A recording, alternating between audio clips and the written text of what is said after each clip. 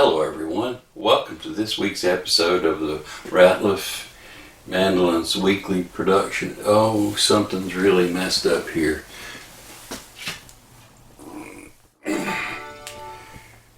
Yeah, that looks much better, doesn't it? Much better. Let's start all over again. Hello everyone and welcome to this week's episode of the Ratliff Mandolins weekly production diary. Believe it or not, this is episode 98. We are 2 away from that milestone 100 episode. And I would like to explain that a couple of batches ago, to keep things kind of clear, I decided to letter the batches. So we've already went through batch A and batch B. What you're looking at on the wall behind me here is the bulk of batch C. Not in its entirety, because we still have 2 mandolins left over from last week that don't have the fretboards glued on, and that's going to be one of the things on the job jar list this week, as well as mandolin number 10. If you watched last week's episode, you know that we had mandolin number 10 mostly sanded down. The surfaces are pretty much clean and they're ready to be wetted down to raise the grain, so we can check our sanding job and see if everything is good. And it also needs to have the frets installed, so that's going to be on the job jar list as well. In fact, I've actually started the sanding job to kind of radius the fretboard a little bit, so we're right in the middle of getting ready to put the frets on mandolin number 10. And if we've got any time left over during the work day this week, we'll be spending them with these mandolins here. None of them have had the necks sized down, and over half of them need to have binding put in the peg head. So all those things are on the job jar list for this week, and we're not going to get to all of them. So where would we like to start with our video? Probably putting the frets in mandolin number 10. So let's do that right now.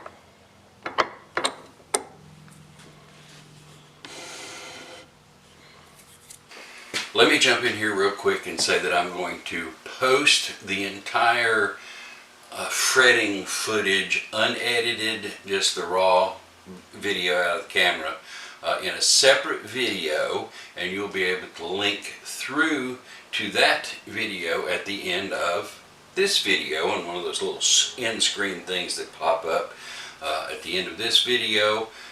Click on through and you'll be able to see the entire fretting process without it being sped up or really cut and edited and all that kind of stuff. So if you're still interested in watching stuff like that, check out that video at the end of this video.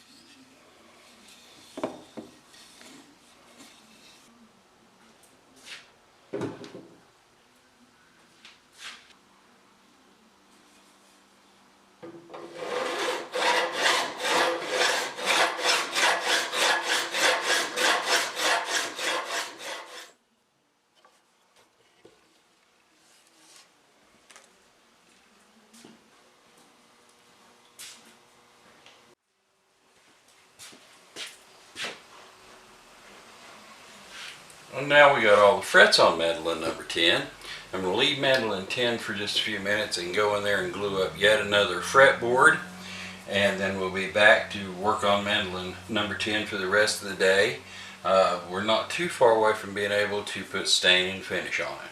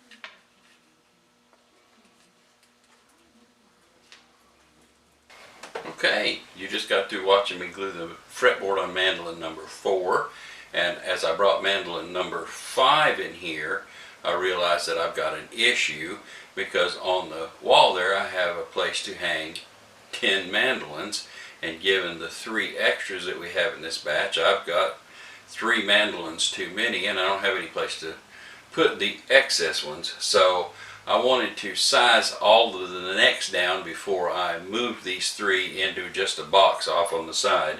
So I'm going to take a few minutes this afternoon before my students get here, and at least size the necks down on the 3 extra ones. I'm not going to try to get them too far finished. I just want to get them shaped and more or less to the finished size, ready for sandpaper. So that's what I'm going to do for the rest of the day.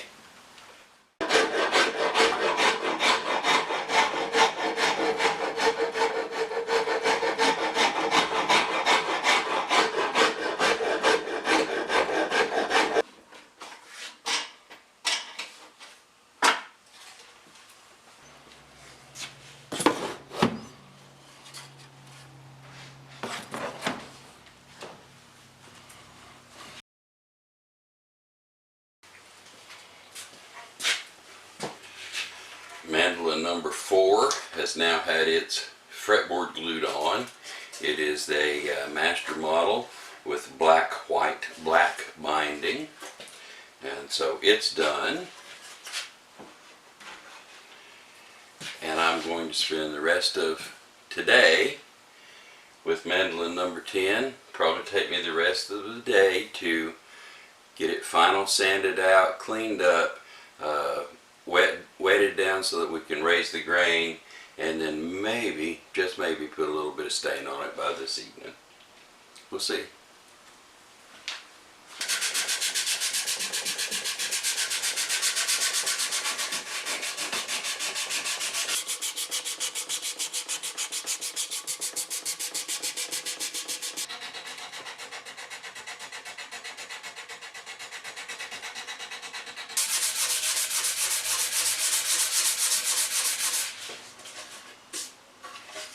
Let me explain what I'm getting ready to do next. You heard me earlier mention that I was going to wet this mandolin down, raise the grain, and I will tell you why we do that.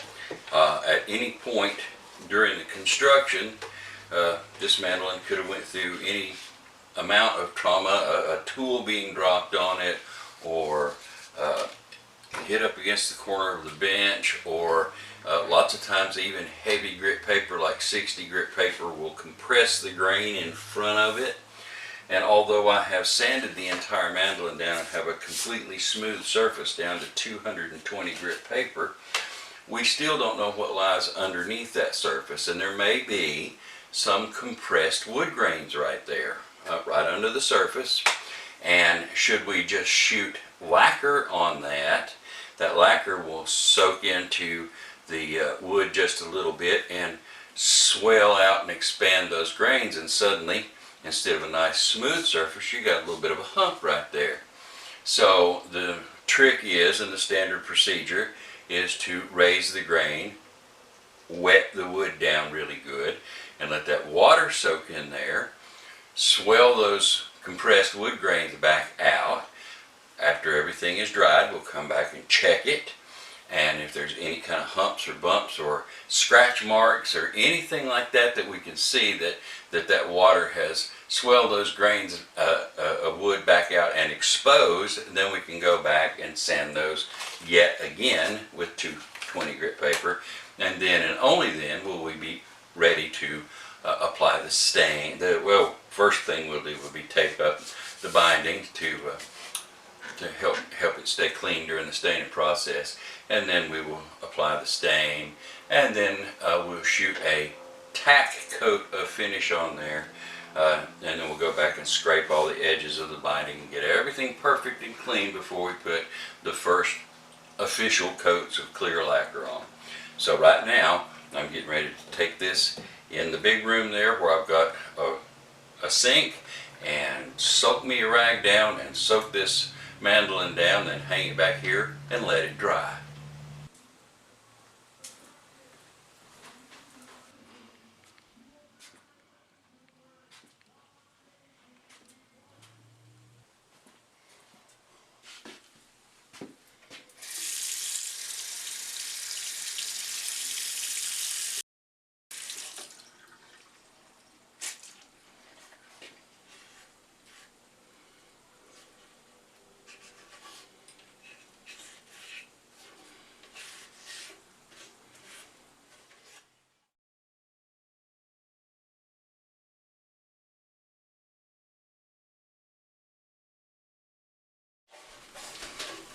I'll go ahead and wet it down pretty heavily.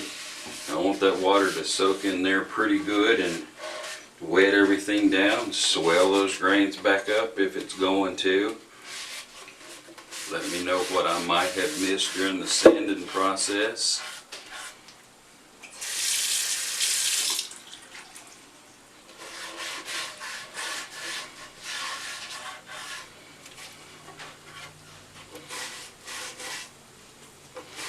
And although the top has been done once, I'll go ahead and do it again.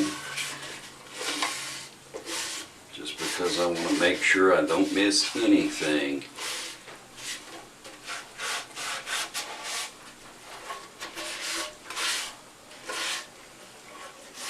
Basically, I'd like to get the mandolin good and wet all over. And I believe that we have a good wet mandolin right here. So we're just going to hang it back in the front room until it dries and find us something else to do in the meantime, which actually will probably be eat lunch. So here we go.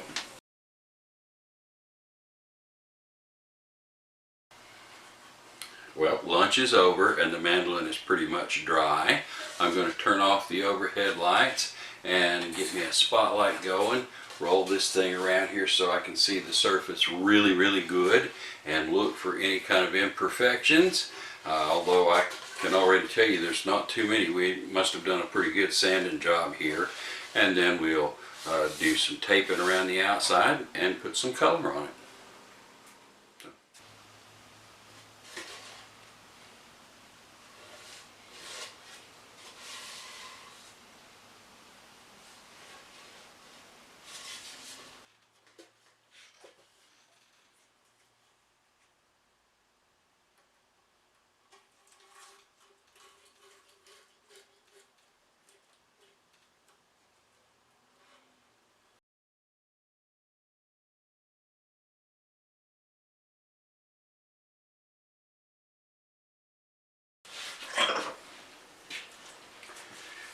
Alright, number 10 is all taped up and ready for the stain, clean as a whistle, and my normal procedure is to hand wipe brown all over everything, and then I'll put brown, a darker brown, in the airbrush and start working the sunburst, making it dark to lighter in the middle, and the last thing I do will be add the color in the middle here, whatever color I choose. The normal traditional colors will be either a red or an orangey tint or a yellow or any combination thereof to kind of get some nice earthy tones, and I kind of like to come up with what eventually would be probably called a tobacco brown. So that's what we're going to do.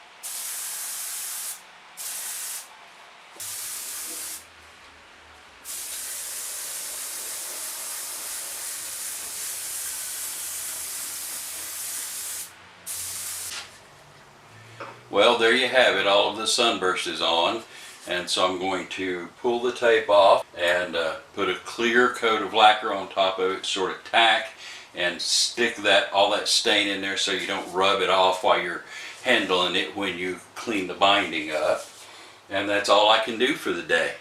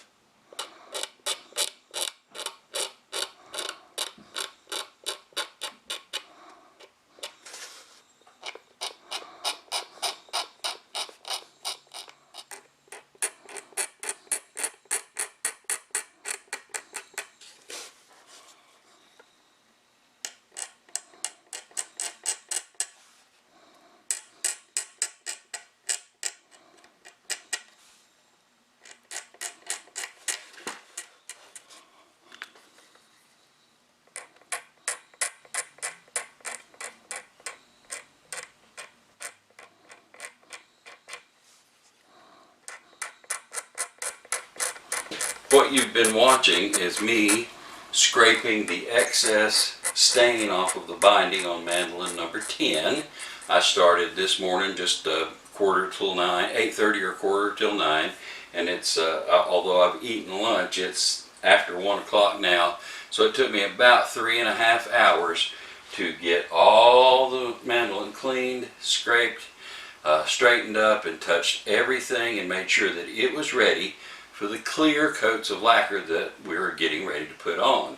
That's what I'm going to do for the rest of the day. I'm going to shoot a coat of clear lacquer on it, and then I'll let it hang and dry for a little while till you can touch it again. Then I'll shoot another coat in hopes of getting enough lacquer put on it today so that tomorrow I can lightly sand it with 220 grit paper and shoot another coat on. And the process is that we'll shoot another coat on and then go to the next lighter grit and the next lighter grit and the next lighter grit, finer grit, so that in the end we're going to get a nice slick finish on it. We'll go from 220 down to 320 to 400 and maybe even 600, we'll see. And then it will hang on the wall and cure for as long as possible, 2 weeks, 3 weeks, as long as business demands will allow us to let it hang. And then we will pull it off of the wall and sand it one more time, but this time with 2,000 grit paper, and then polish it all out. So that's what we're going to do for the rest of the afternoon. The primary job will be to just shoot a coat of finish and then come back 45 minutes later, shoot another coat of finish.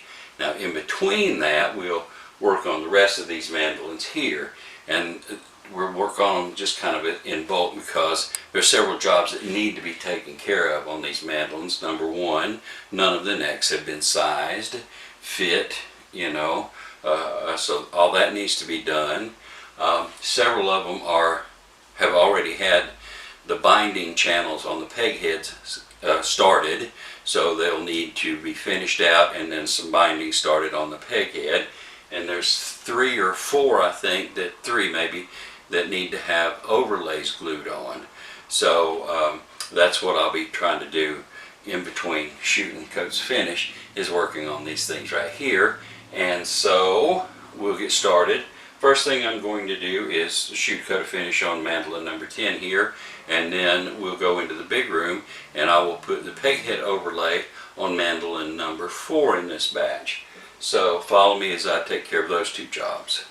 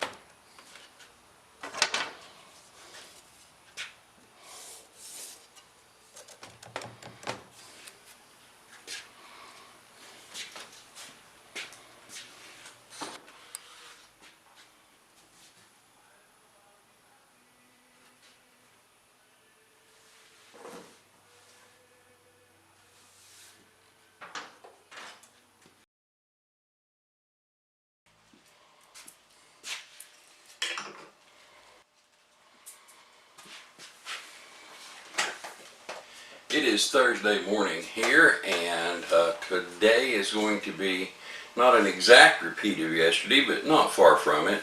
Instead of cleaning the binding off on this thing, I'm going to be sanding it and shooting another coat or 2 finish on it. I'm going to use 220 grit paper. I'm going to sand it lightly. I'm not going to go nuts or be too aggressive with it because I don't want to eat through on these first few coats into the bare wood underneath the stain. So I'm just going to be gentle. 220, another coat or two of finish on it, and then I will go to the necks, finish those if I can, and gluing on at least one more fretboard overlay, and I'm sure that will take care of most of Thursday. So here we go.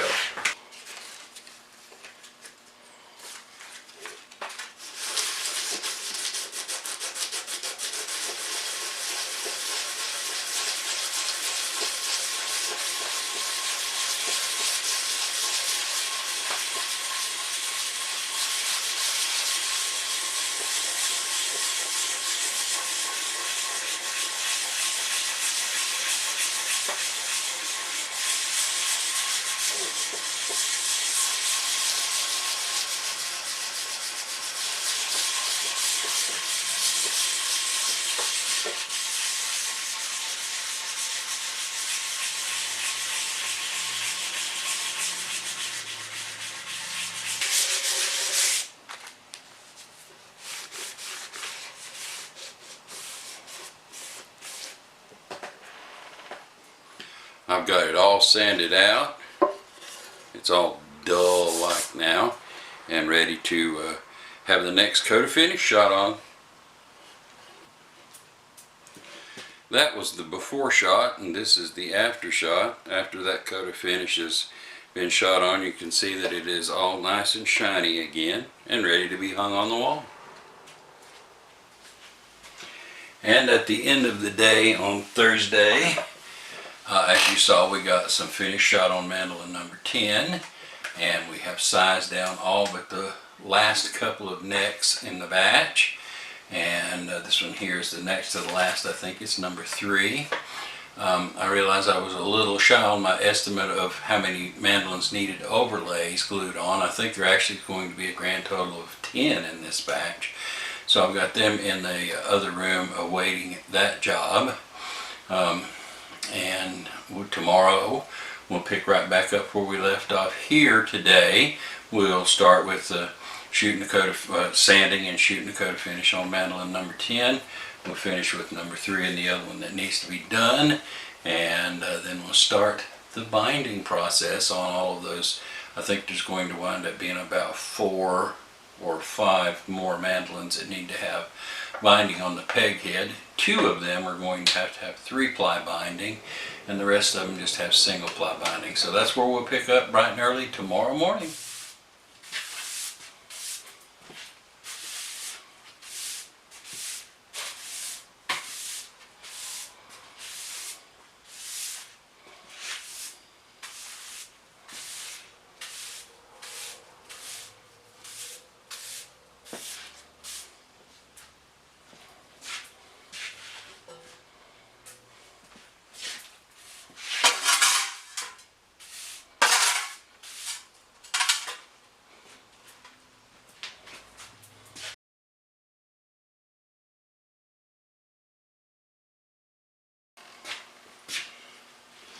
And so it's Friday morning, and we're just going to pick up basically just like the rest of the week where we left off yesterday.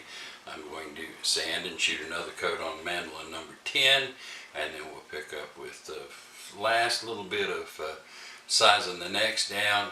I will glue overlay on yet another mandolin, and then we will start the binding process on the peg heads, and that's where we're going to call it a day. I've got some errands to run early this afternoon, and today is the day that my granddaughter graduates from pre-kindergarten, so it's going to be a short day. I can't really miss that now, can I? And so we'll call it quits. Don't forget to click on through and see the entire footage of the fretting process for Mandolin number 10. Thank you so much for sticking to the very end, and we will look for you in the next episode next week of the Ratliff Mandolins Weekly Production Diary. See you then.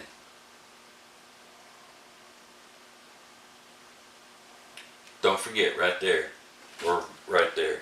One of the two.